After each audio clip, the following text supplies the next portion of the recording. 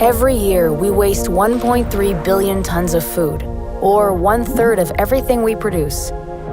Those numbers sound devastating for the world, but the world doesn't need to be fed more stats. It needs change, and real change starts with real knowledge. For the next 25 minutes, we won't be serving you one single story about food waste. No, it will be many. A sampler platter of 10 very different, very delicious chapters of varying sizes and subjects. These chapters will jump fearlessly from freezers and bycatch to bite-sized solutions and global challenges. In no particular order. Bon appétit.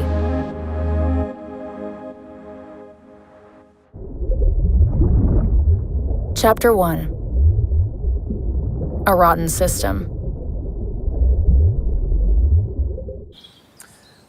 Well, the food system today really sucks. It makes, big oil and tobacco look nice in comparison. Not all aspects of it, of course, but some. The food system in its current state is an embarrassment of riches. The amount of food that we produce that is thrown away when people go hungry. About 1/3 of the world is either under-nutrified or insecure about where their next meal is coming from, and 1/3 of the world is essentially over-nutrified and overfed.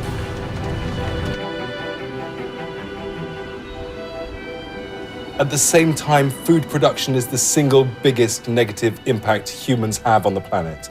We're chopping down forests, it's the biggest source of greenhouse gases, and it's the major cause of the mass species extinction that we are in the middle of and eating our way through right now.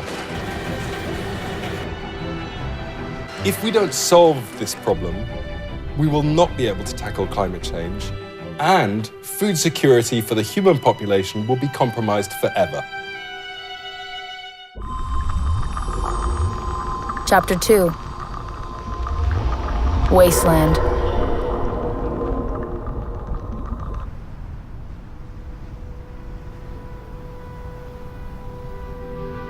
Look at cities. Urbanization is the biggest megatrend that has ever hit the planet. In the 50s, 1/3 of the population lived in cities. In a couple of decades from now, 3/4 of the population on planet Earth will live in cities. And we build cities the way we did in Roman times. We stack stones on top of each other, and then we ship enormous amounts of food into the cities, and then we ship enormous amounts of waste out of the city. A majority of that waste is shipped straight into landfills. In the US alone, that's 2,000 active landfills, all of them releasing large amounts of methane gas, glaring contributors to global climate change. And when our food waste mixes with other trash, it turns what could have been rich fertilizer into just plain old poison. All that seeping into the soil and water, seeping into the forests, seeping into nature. If you look at nature, you could say that, well, we don't pick all the berries and the mushrooms in the forest. They don't go to waste. They're feeding microorganisms or small bugs, and everything goes into the circular economy again. But as soon as we started taking it out, bringing it into cities, not consuming it, putting it on landfills, the nutritional components that we haven't consumed doesn't go back into nature again. It just lies there, leaks. But those leaks can be stopped. Stopped at home, your home, before reaching any landfills. And those leaks can be turned into cycles, recycling, composting, creating community gardens, rooftop gardens, raising green roof materials, and urban farming.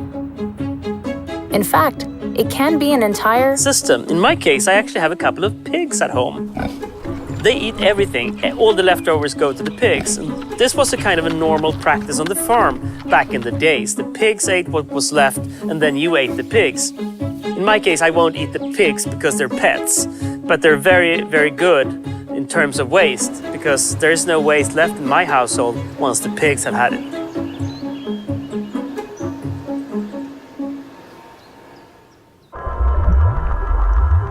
Chapter 3. A return to our roots.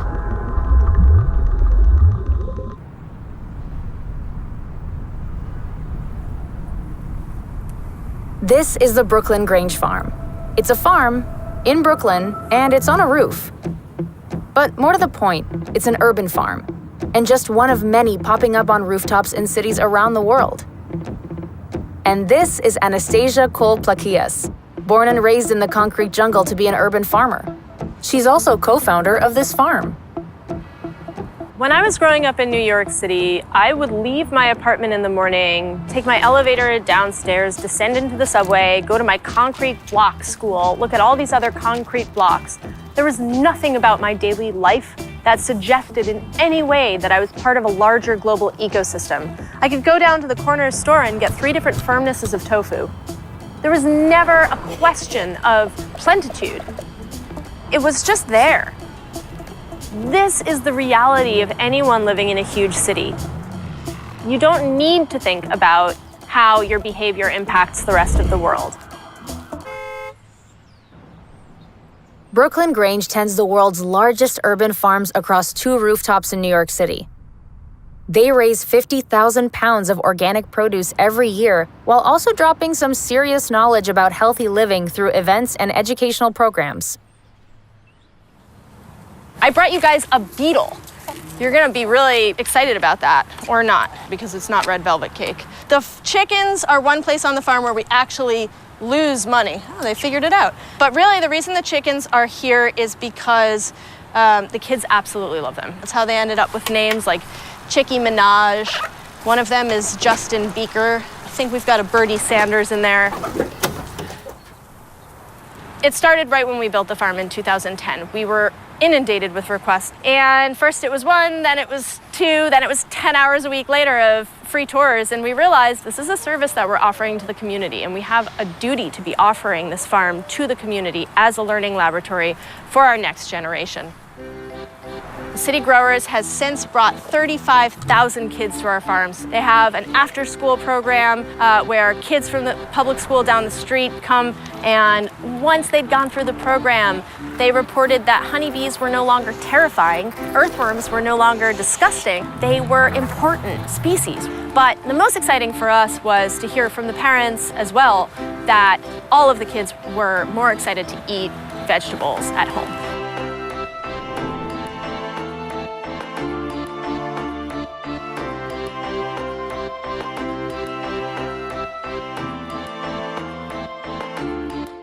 I urge everyone out there to try and grow something. If you don't have enough light to grow tomatoes, try growing mint. Can't kill it. It gets you thinking about the mint not just as this existential mint, but all the inputs that went into growing this product. I think that anyone who has put the labor of love into growing food will not waste it.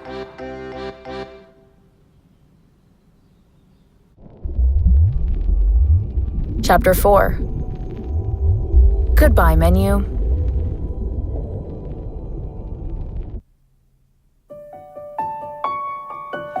This is the Blue Hill Restaurant in upstate New York, and this is Dan Barber. As a co-founder of this world-renowned, award-winning restaurant, he's been at the forefront of the farm-to-table food movement, promoting ecological and sustainable farm practices to reduce waste. And his driving philosophy produces deliciously progressive dishes, but a total lack of menus. Why? Well, part of the reason I don't have a menu is that to be truly responsive to a landscape, to an environment, to a specific place and a time of year, and be responsive to the conditions, the weather conditions of the day, it necessitates that we think about a menu that is incredibly diverse. And so, for example, today, just now, we had 2 whole lamb carcasses walk in the kitchen. Well, of those lamb carcasses, there's 16 lamb chops on each lamb, so there are 32 lamb chops. What if I put lamb chops on the menu? Well, that would sell out in an hour. So tonight, some tables are going to get lamb chops, but some tables are going to get lamb shank. And other tables, more adventurous tables, are going to get lamb tongue. And some tables will get braised lamb belly tomorrow because we're going to put the braise on tonight. So that's a way of dividing the animal that we call nose to tail of eating. When we give less choice and we put the onus on the chef to take choice away from the diner, and we dictate the menu based on what we feel is perfect for the moment and perfect for the environment of the table, we end up getting very little resistance. It's interesting. I too am pretty cynical about human behavior and gluttony, and I came all the way here to Blue Hill. I waited 2 months. I want lamb chops. I'm paying this amount of money. I want lamb chops. But actually, much more are people who come here and want a unique experience, a unique food experience.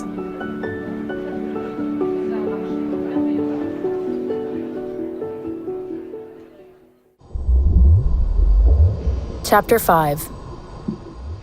Fed from your freezer.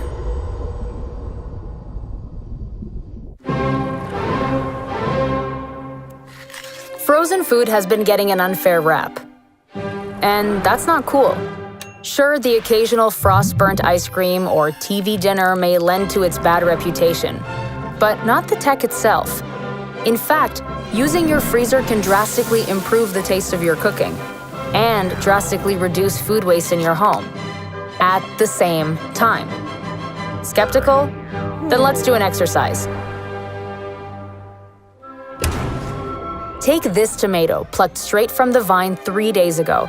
It looks fresh, and if you were to take a bite, would taste fresh too. But what if I were to tell you that only 3 days after this tomato was plucked, 80% of its vitamins were lost due to natural cell decay? Or to put it more simply, this tomato is growing really old, really fast. Now, take this tomato plucked straight from the vine a year ago. It's frozen, and if you were to take a bite, your teeth would crack. But its vitamins haven't cracked. They're still here.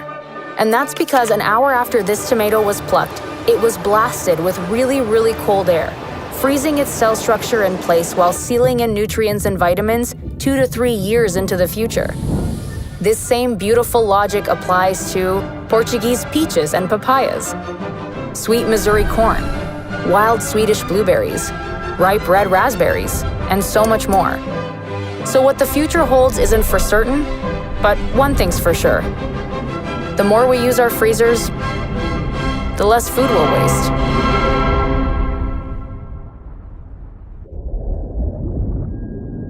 Chapter 6. Food fit for you.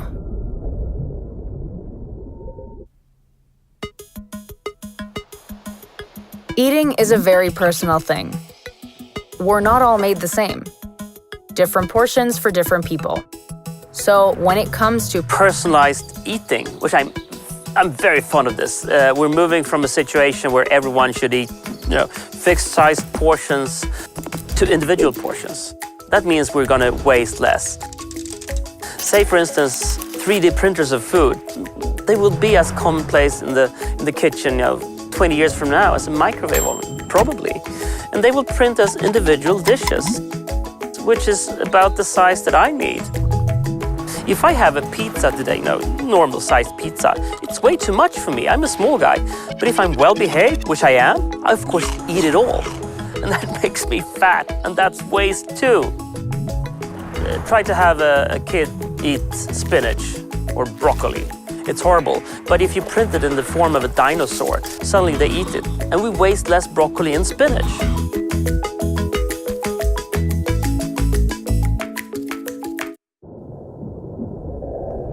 Chapter 7. Bycatch.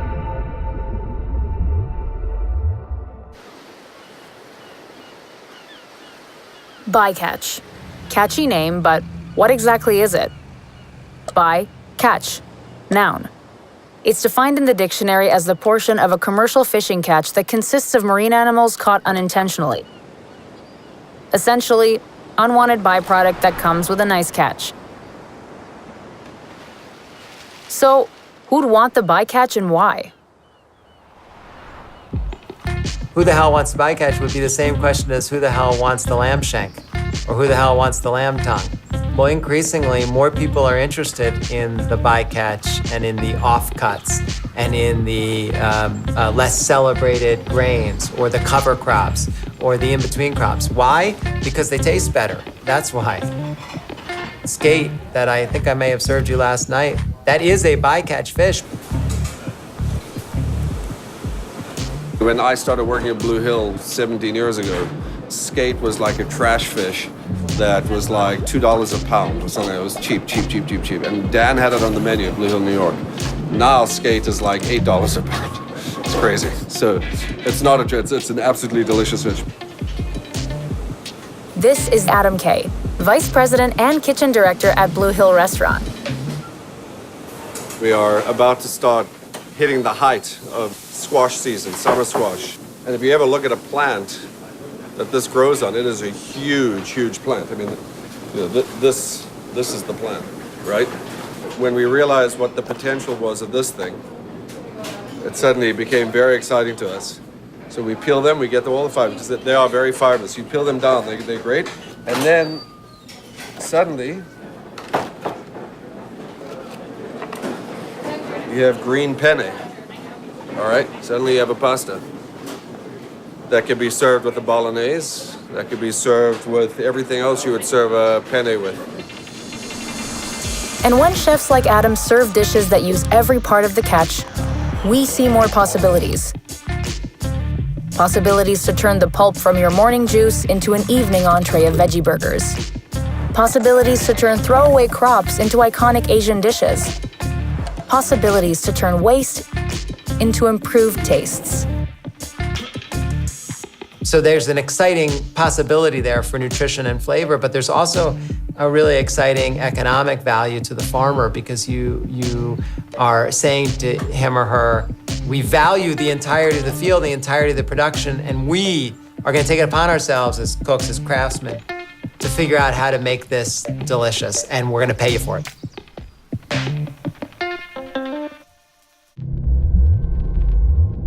Chapter 8. Tech to the rescue.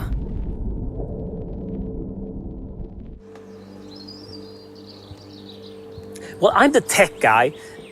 I tend to believe in technology as a positive change force for humanity and for the planet. I know it's pretty fun in the food system because it's, to a great extent, a belief system. People believe in soil or organic or whatever have you. But I have a need to know. Take a look at the tomato, for instance. I need to know how many liters of water went into this tomato, how many liters of diesel went into the transportation of this tomato. I want to know the true nutritional components in this tomato. I want to know how many of the siblings of this tomato was wasted en route from the production facility to my plate. I need to know. Data will tell me.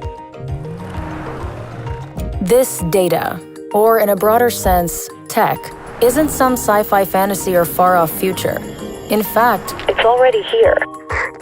Now we're seeing startups converting food waste into carbon-neutral energy. Hydroponics kits enabling everyone to grow greens in their homes. Smart food labels changing color to remind people about expiration dates. And drones detecting potato blight before any crops go to waste. And let's not forget about the apps. Apps that offer unwanted food at flash sale discounts, monitor school food needs, donate leftovers from Indian weddings, check food use-by dates, and even recipe apps for making dishes with the food left in your fridge. So with all these apps, with all this tech, the question remains, will we let it go to waste? Technology is a tool. Technology can be used to destroy the planet. Technology is predominantly being used to destroy the planet. But for sure, technology with the right cultural underpinning can be used to implement the very ideals that we're talking about. What underlies that is what really we have to start with, that cultural shift, the change in attitudes, the reconnection to nature, the values that will connect us to our food, to the wilderness, and to the planet that we live on.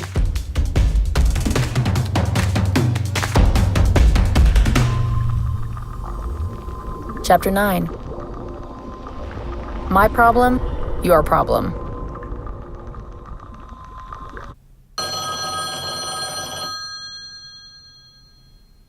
The Swedish National Food Administration conducted a phone survey in 2013. They surveyed 850 people about food waste. Different people from different places with different perspectives. 83% thought it was somewhat of a problem in Sweden, while 75% said it was a world problem. 54% thought it was a problem in other households, and only 6% surveyed said it's a problem in their own homes. The numbers don't lie, and the numbers add up to one thing. You are the problem. But so am I. We're all the problem. And that means all of us need to be part of the solution, now more than ever.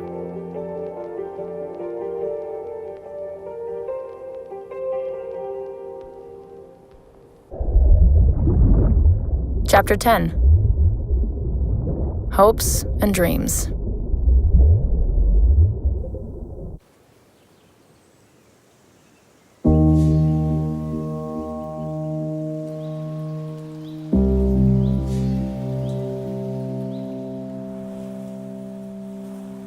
Get enough people around an idea, and it becomes something else.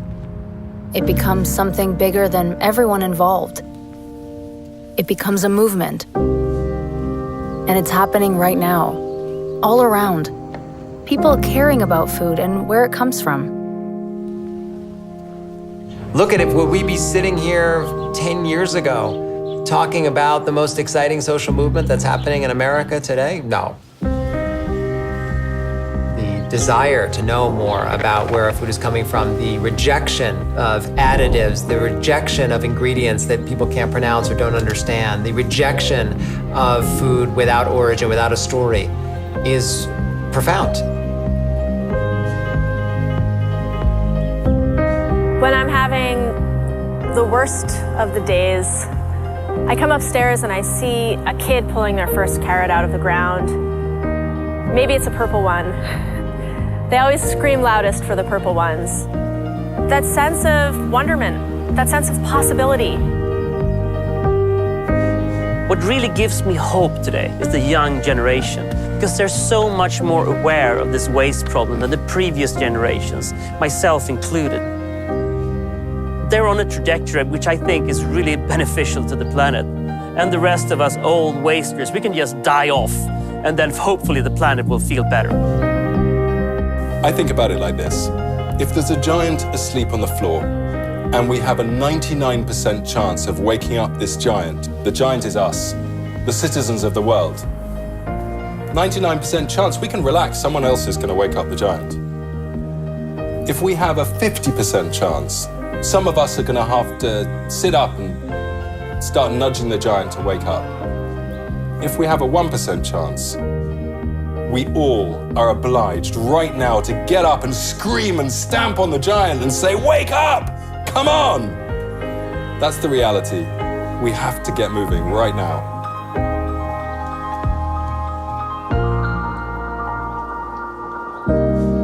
That's it. 10 chapters about food waste. So start a community garden. Get a hog pigging out on your trash. Or peel squash stems for pasta. Start loving your freezer. Teach your kids about carrots. Or cook a feast from bycatch. But most importantly, enjoy every meal, every ingredient, and every taste.